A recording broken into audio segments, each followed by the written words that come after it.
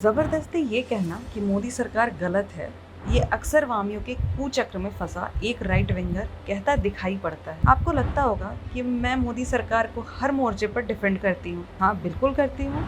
और ये मैं कैसे कर पाती हूँ? क्या आप किसी गलत सरकार को इस तरह डिफेंड कर सकते हैं? ट्राई कीजिएगा, कभी नहीं कर पाएंगे, क्योंकि सरकार गलत है या नहीं, सरकार ने आज तक गलत नियत से एक भी गलत काम नहीं किया है। सरकार ने हमेशा जनता की बात सुनी है, एक्शन लिया है।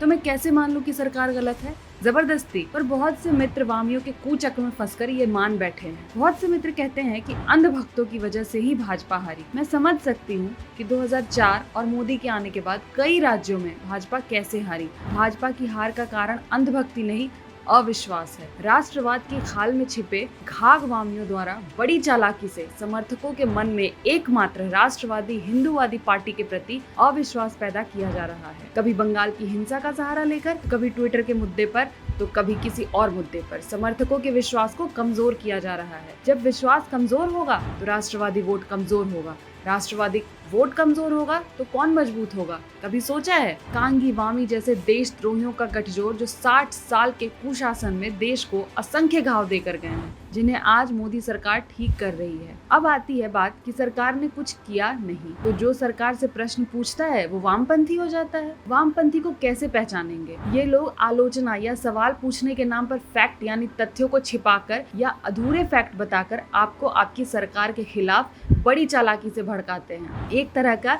नैरेटिव बिल्ड करते हैं। जैसे आजकल एक नैरेटिव बिल्ड किया हुआ है कि सरकार का कानून मंत्री नकारा है, सरकार केवल लेटर लिख रही है, सरकार केवल कड़ी निंदा कर रही है, 303 सीट किस लिए दी है, ब्ला ब्ला ब्ला ब्ला। अगर सरकार ने कोई कदम ना उठाए हो तब तो सरकार की आलोचना समझ में भी आती है, लेकिन कदम उठाए जाने के बाद भी आलोचना सिर्फ घाघ वामपंथी ही कर सकते हैं। कानून मंत्री ने नया IT रूल बनाया, ट्विटर ने भारत का कानून मानने से मना किया, ट्विटर की इम्यूनिटी हटा दी गई।